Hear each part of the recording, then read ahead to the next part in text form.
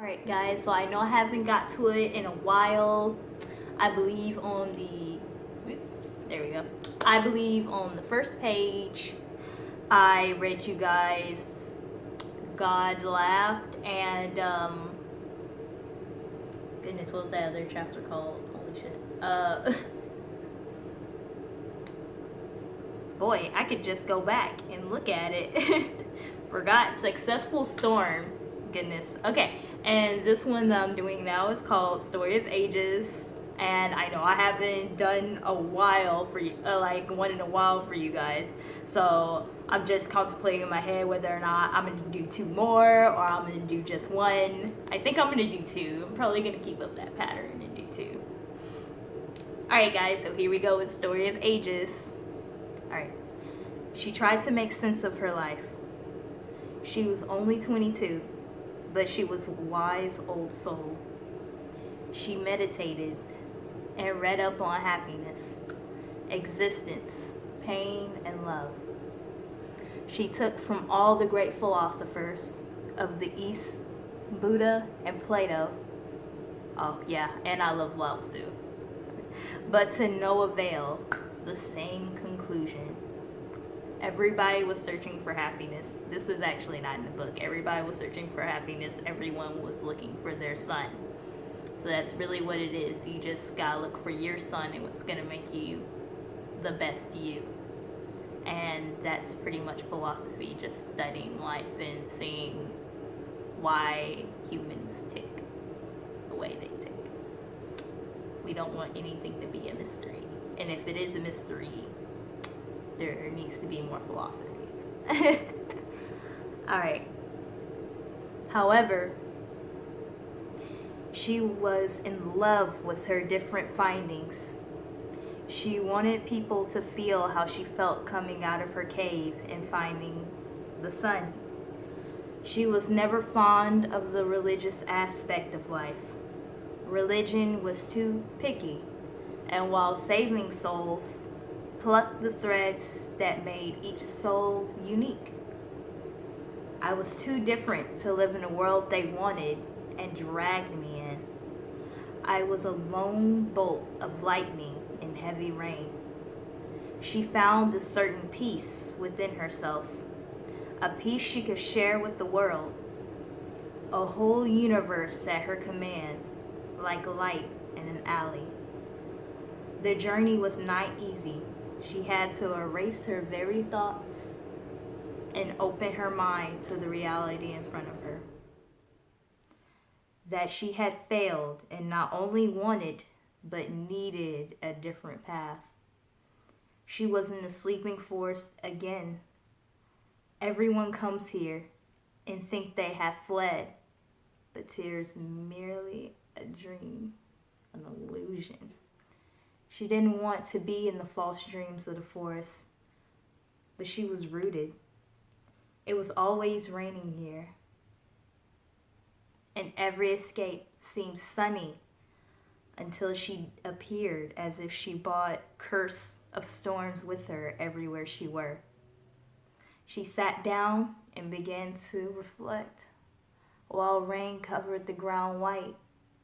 She became a white stone as the spirit wrote her every inch. Actually, that says, as I, the spirit, wrote her every twitch.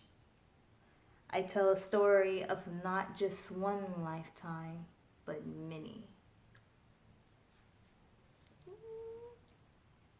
Oh my goodness. I feel like my story is just like one of those, I'm gonna lead you on and keep leading you. Oh my goodness, such a tea. Alright, she was trapped. This is actually man, I gotta like literally say these titles. This one's called The Looping Trap. So that makes sense when I said she was trapped. She remembers that she just kept running in a circle that led her right back to him.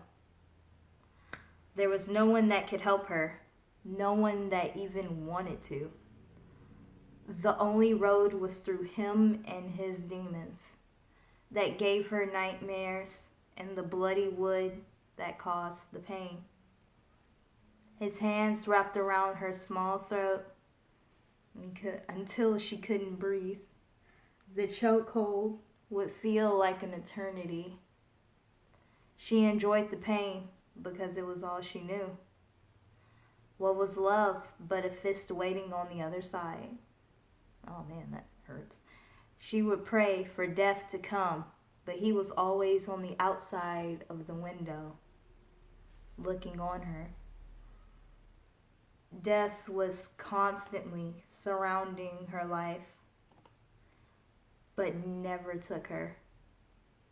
When can I die so that I can be happy? Every word we exchange is venom in my soul. And every encounter, just the deep void in her chest was opening wider and grew until she could not feel anymore. How could any human be so cruel to take one's passion as to live? She was spiraling into darkness, and an infinite symbol was etched. An infinity symbol was etched into her soul.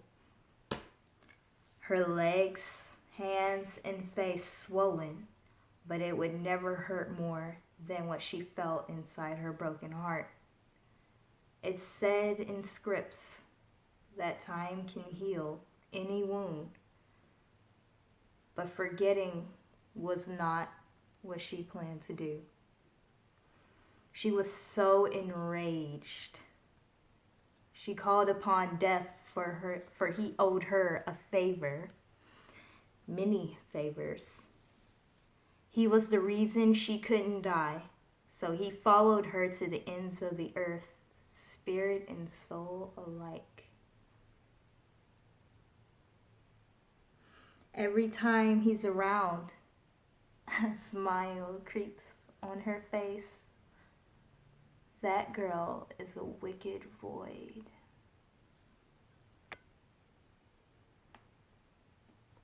Ooh, and that was the end of that one. Oh my goodness. Okay guys, so we're gonna kick it up and we got a whole lot more to still do. There's like 13 chapters and we only read 4. So we're gonna keep going with this, and well, actually, we're not going to keep going in this video because I feel like I'm closer to hitting that 10-minute limit, and I feel like 8 minutes is enough. I don't want to like lose your attention or anything reading my book, so I'm going to keep it shorter. So thank you for listening, and like, I'm not going to ask you guys to do anything. Do what you do. All right. Thank you guys. See you later.